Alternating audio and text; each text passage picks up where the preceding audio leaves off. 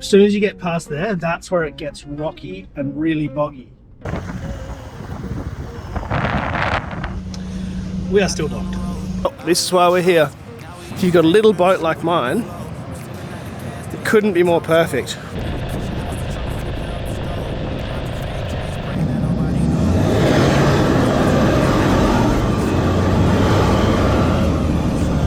Yeah, I'll just winch it up. Bean juice make me go fast. I'm definitely onto something, and I'm pretty sure I know what it is. I have to say, I am completely over this wind.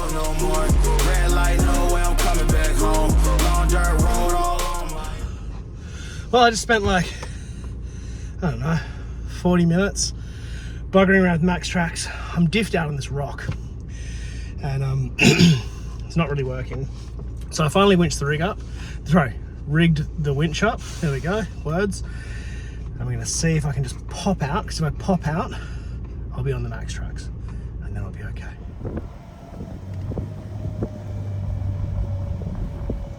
We are moving. Thank you, winch. Thank you kindly. We are out. Now I just winched off a sand dune.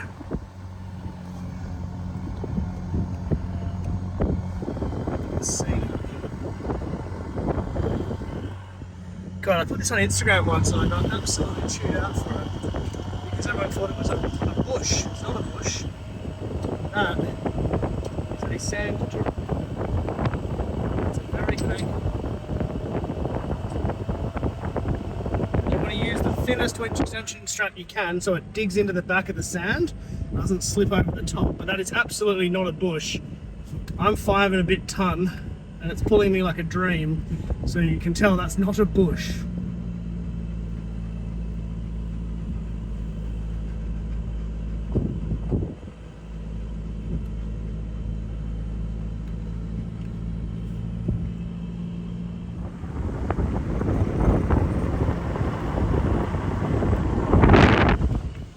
Alright, so I have aired everything down to 6. I thought I'd be okay with the tire pressure I had once I got back down to the water, but it's just not working. So 6 and 8 psi. We are moving.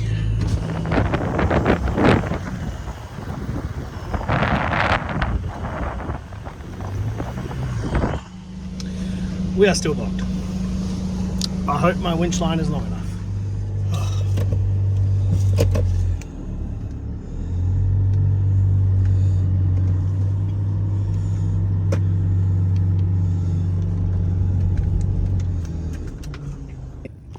Ooh. Well, it's about 9:45. I'm at camp though. Fred's had dinner. I haven't, but I've got some leftover pizza, so I'm gonna have that. I think this is beginning to look a little bit like a vlog, and I'll explain why has to be a vlog. It does not has to be, but I'm going to embrace the vlog aspect of this video in the morning with one sign. Until then, I'm going to have a cold beer, some leftover pizza, and go to bloody sleep because I am exhausted. All right, see you in the morning. Good morning. It is a beautiful morning. So I'm in a place called Lucky Bay, which is out of Kalbarri. There are 2 Lucky Bays in WA. One of them is near Esperance, and that one always wins. Like, it's always in like the top 10 beaches in Australia. This is not that place, but I think it is honestly a competitor. So you can't go wrong with places called Lucky Bay. All sort of set up at camp. Got set up last night. I chucked some air back in the tyres after the bogging. And because they were, that front one didn't even show up as any PSI, and the others, once they cooled down, were all showing about 3 or 4 PSI. So yeah, there are some people over there camped, not too bad. So not completely to ourselves, but not to ourselves. So I'm gonna get Fred, I'm gonna go for a walk and see what the swell is like. I might go out today, I might go out tomorrow, I'm not sure. In the boat. Now last night I alluded to a problem. And that problem is that when I came into camp, I saw a little sign, and that sign said, "No campfires." This channel is called Fire to Fork. All I do is cook on campfires. Thankfully, the things I was planning to cook, all but one don't require super high heat, so from a campfire, and none of them require grilling on the campfire.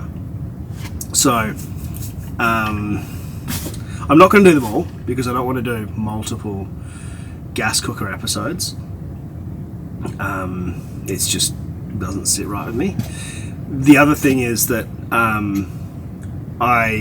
there are things you don't have to cook that just require skill. So I might do some episodes on that, but they also depend on me having success fishing, and I suck at fishing. So look, let's just see how we go. I'll show you guys around Lucky Bay, show you what I do on a fireband, because this is exactly what I do when I accidentally hit fireband, is make the most of it.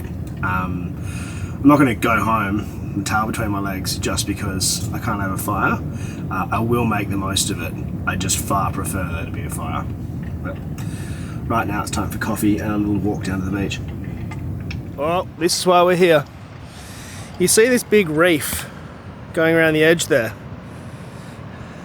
It means that this internal part at low tide is a lagoon, and it's an absolute mill pond. So if you've got a little boat like mine, it couldn't be more perfect. So it sounds like I need to go and get my boat and put it in the drink. I suspect there'll be absolutely bugger all fish inside the lagoon. The fish will be on the outside, so I might even go and tie up to the reef out there and get the fish off the other side. Just stand on the reef and fish off the other side. Just use the boat for transport. Let's get moving. Fred, are you a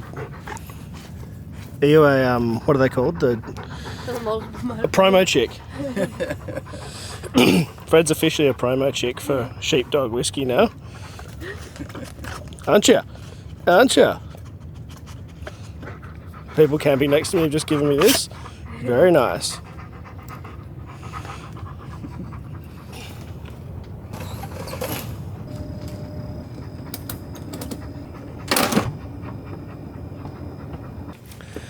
Let's do it. Oh, my car already smells like petrol. So the road in and out's fine.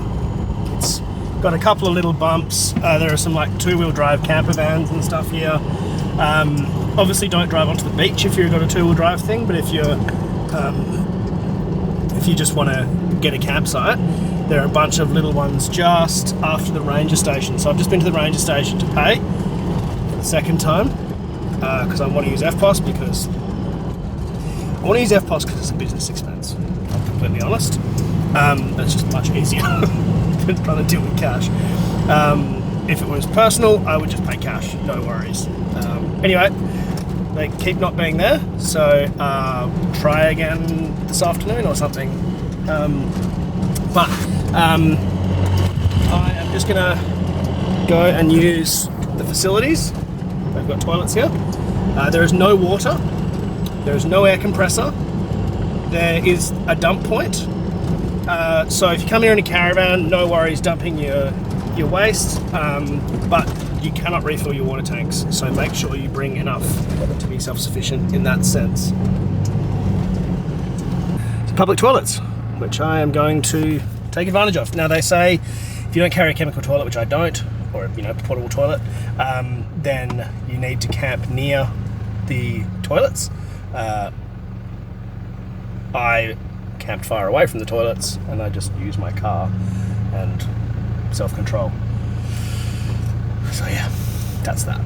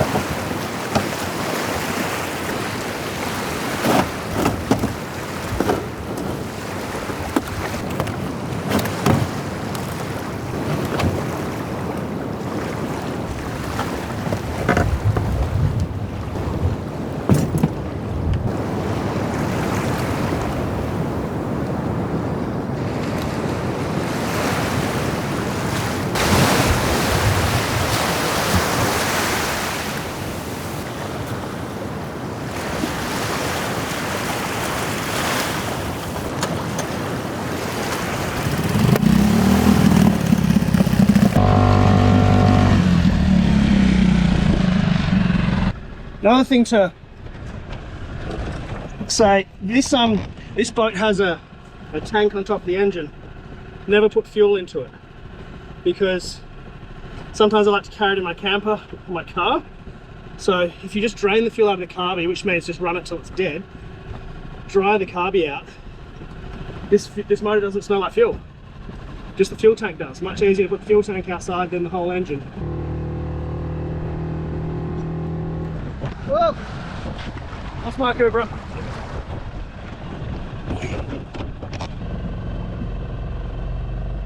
Now, because this is a 6 horsepower, you don't actually need a skipper's ticket to drive it. I do have a skipper's ticket. I've had one for nearly 20 years.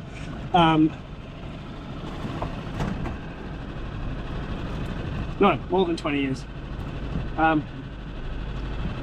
it means that if my wife or someone wants to use it, you don't need one. That means you don't need a ticket. You can just drive around. I recommend having a skipper's ticket, but if you're just fanging around in a little lagoon like this, who cares?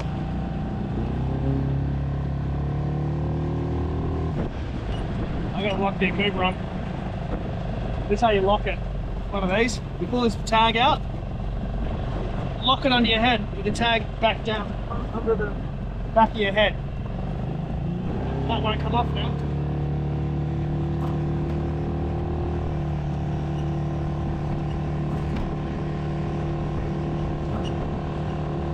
Gotta say, I'm pretty limited with where I can go right now. Even as I just get a little bit further up, I think I might have left it too late to go and have a good fish today. But what I am going to do is leave the boat on the beach tonight, so I can come back in the morning.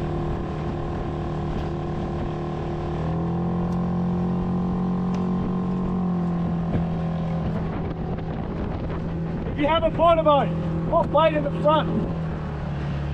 They are so sketchy. These things are so sketchy. If you try and plane them or go fast with one person, they just flex so much.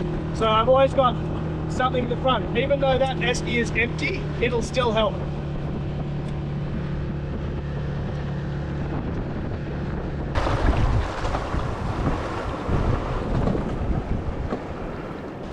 I just want to quickly test some things, like how I can get this boat up the beach properly, and also go and check on Fred.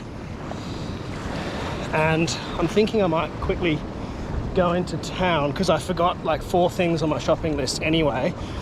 I might go into town and get some bait and stuff, and then I want to have a proper crack at fishing tomorrow. And I might chuck a little bit more fuel in the boat. Not that it uses much fuel, in fact it uses nearly no fuel, but it feels like there's maybe a litre in there. And, you know, that's just not very much. Alright, trying not to lose my boat. Tide's coming up. That's very close to just drifting away. That's all I can beat.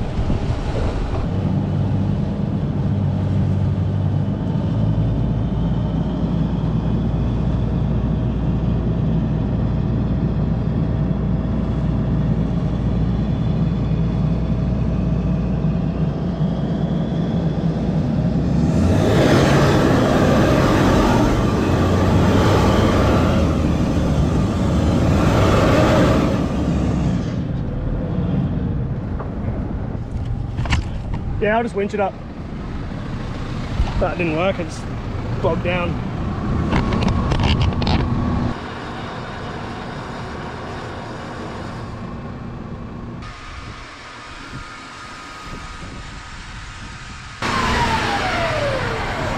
Right.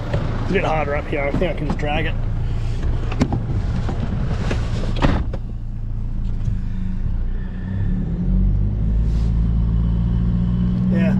worries.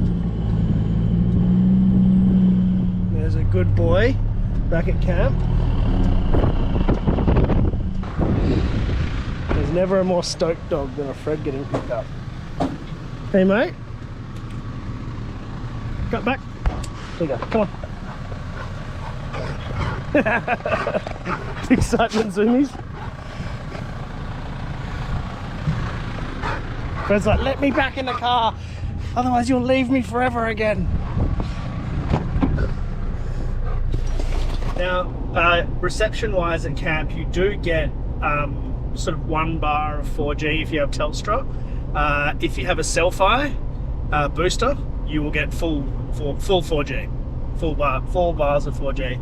It's not too bad. The internet's not too bad if you have a booster. If you don't have a booster, forget about it. You get nothing. Or like you might be able to get a text. Certainly would be able to have a phone call. All right, well, I've just been to the supermarket, got a few little things. Went to the tackle shop. This guy here with Kalbarri Sports and Dive. So I'm gonna head out tomorrow morning. First thing, he said early, get out there. So I'll do that. I don't really want to mess around. Okay, I should say, I quite like fishing. I don't love fishing. So I can see the fishers being like, why aren't you out there all day, every day? I get bored. It's quite hard to fish out of my boat because it doesn't even have rod holders. So you need to be like, you need to get out there, anchor, bob around, and like really fish. It's very hard to even troll because you need to hold the rod with one hand. And in a boat that's very flexy, you need to hold on as well. So yeah, anyway, that's my excuses for being a crap fisherman. But I am going to try tomorrow. But tonight we are going to have to do gas burner to gut. Anyway, I'm going to actually, it's 11:30. I haven't eaten yet. I might get some lunch in town and then head back. I'll let you know what the lunch is like. I got a little schnitty wrap and it was fine. The pub. It was okay. It was okay. But you know, did the job. Now I've come back and it is 1 o'clock and it is pumping out there. I don't know if you can really see that, but the weather is. Whoa! I was not watching where I was going. I should really be watching the road, not my camera. Certainly a lot harder to drive here at high tide because there's so many of these sort of mounds and dunes and oh shit, that's really soft. Bloody hell. I think I've taken the wrong line here. I think I should be further up the beach. But now I've committed. I don't want to drive through all that soft stuff to get up. So, but yeah, certainly low tide is great because you can just drive along the water's edge. But high tide sucks. Well, we're set up back at camp. I like to get my car awning out as well. It just gives it that little bit of extra. Not quite touching because the guy ropes are in the way, but little gap's fine. Overall, the wind is coming in like this in between them, which is nice. There's a little bit of breeze, but it's not windy. So sit in here and it's lovely and cool despite the fact that it's about 35 degrees. It's nice here. Fred, come on the couch. Of course you do. Good boy. So, I'm going to have something with some caffeine in it. Have a little rest. Well, not like a sleep, but just sit down here. If you made it through this far in the video, you can have this little thing. I'm getting a new trailer in April. And I'm going to be picking it up in on the 19th to the 21st of April at the Sydney Rose Hill Caravan Show. I can't remember what the actual full name of it is, but it's got a name. So it is a cub, I'll give you that much, and I'm pretty bloody excited about it. I'll let you know closer to the time what it is, and then I'll do a video on exactly what it is, because it's far from standard. So I am pumped, honestly pumped. Good boyfriend.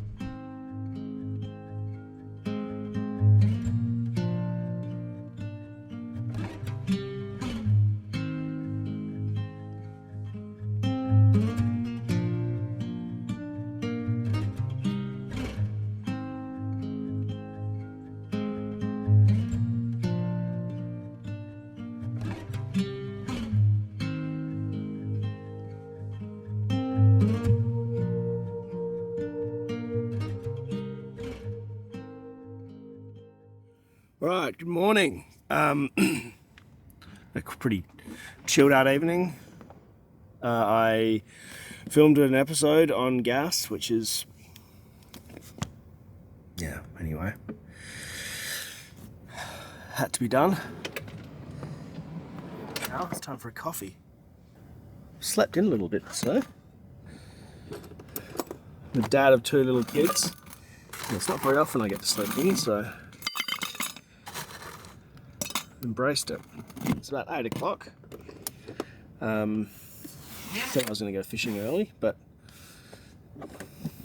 right now my priorities go sleep, then fishing. Bought some cold brew. My coffee of choice in the mornings is cold brew and soda water. It's weird, but whatever, sue me. I need more soda water.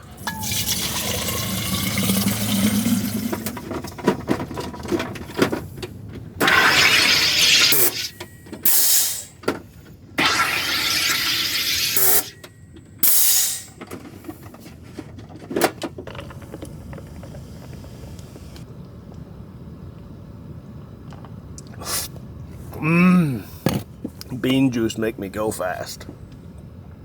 So, good thing is my boat's all set up. Just need to get my fishing gear and we are good to go. All right, drag the boat down to the water. I actually forgot to buy fuel yesterday, so there's still like a litre and a half in the boat, and that's it. So whatever. All right, let's get out there.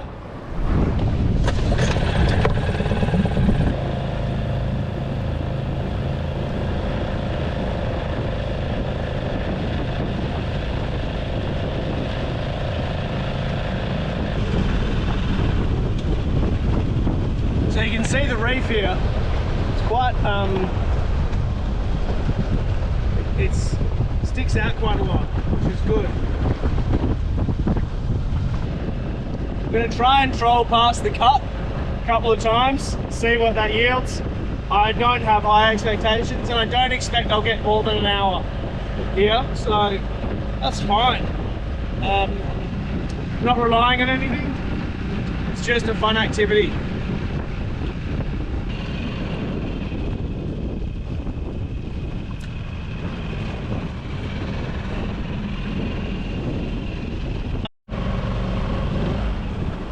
I'm definitely onto something and I'm pretty sure I know what it is.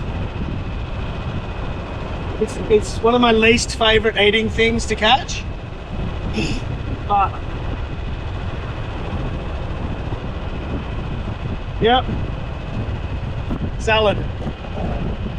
Well, the water's gone all dirty and gross. Can't see a thing, it's choppy. Haven't caught anything. I got an hour and a half, should be right.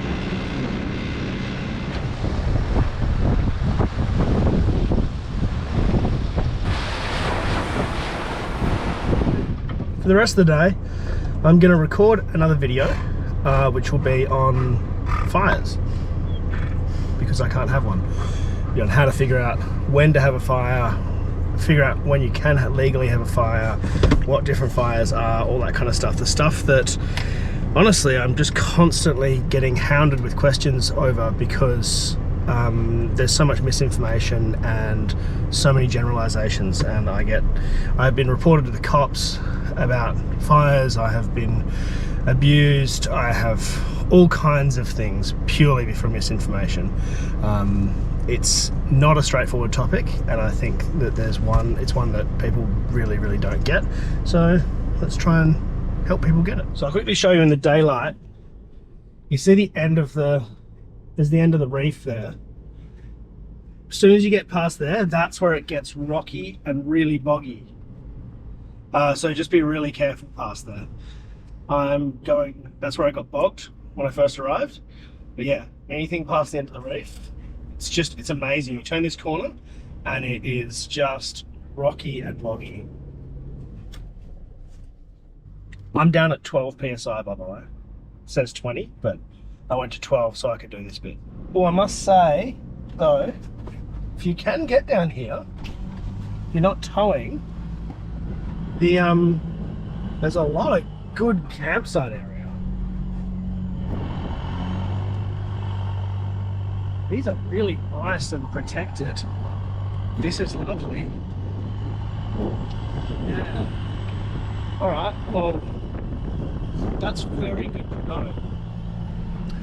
Look, I could tow my camper trailer here, but that's because I've got a very capable modified four-wheel drive, and I would air down to about 8 to do this.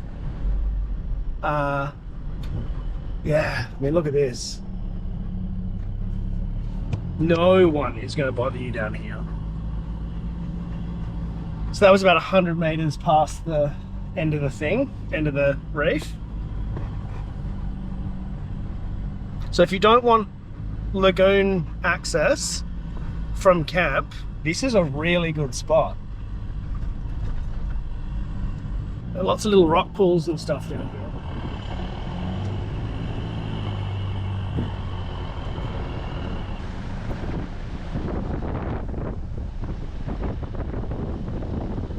Yeah, no good for swimming just here, but great for camping.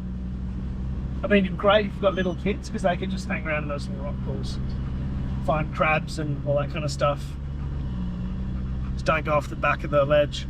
If they're sensible, they won't. But not all kids are sensible.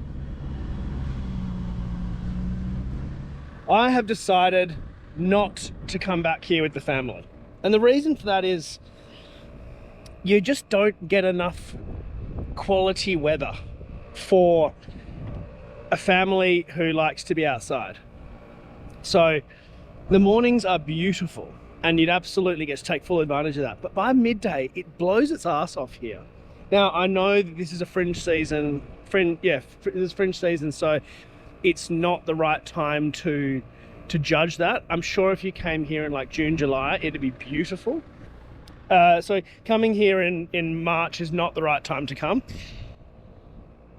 But there's another place not too far from here called Murchison House Station. And I think we're going to go there when we come in May. So yeah, bit of a change. I think that we'll be getting blown away. Sand will be everywhere. 12 people, 2 families who haven't ever camped with kids before. It's a lot. And I think we need a beginner's camp, and I don't think this is a beginner's camp. I would say for a couple who like fishing and snorkeling and have a caravan, unreal. This is the place to be. But for a family, unless it's really good weather, I don't know that it is. All right, it is 5:40 in the afternoon. I've just been hanging out, listening to a podcast and doing some emails and stuff. And I have to say, I am completely over this wind. It is the sand and the wind. Everything is just covered in sand in 2 seconds. And I'm really, really, really over it. You probably can't see, but sand is just bloody relentless. Most of the West Coast can be like this. I mean, like I was driving in really thick, well-worn trucks, and 2 hours ago, and this is what's left. Basically nothing. My boat's going to be full of sand. Everything's going to be full of sand. And it really grinds on you.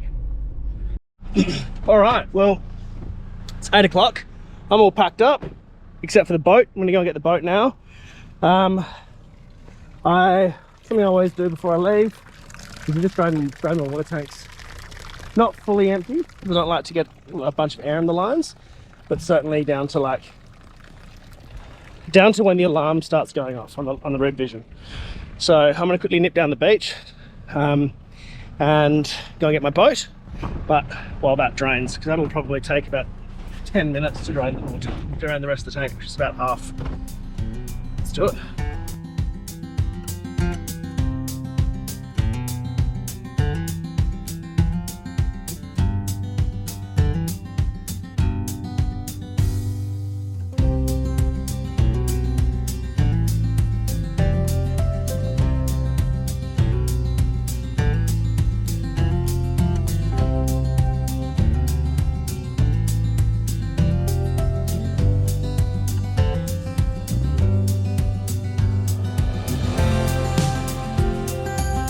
boat's all loaded up.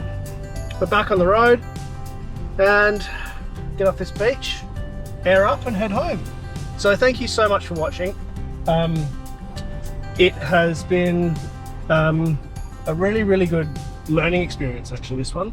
I would have loved for it to be a perfect campsite and perfect conditions and be able to have fires and all the rest of it, but this is a perfect example of how things, despite your best intentions and planning, can totally go to custard if you don't check right at the last minute. And you know, as someone who basically camps for a living, happens to all of us. So thank you very much for watching. See you later. Bye, Fred. Say bye. Oh, you can't talk, that's right. See ya. So on your way in or out, you can also stop at a place called Lagoon. To be honest, looking at it from the ground, nothing special. Looking at it from the sky, now that's a different story. Very, very, very cool.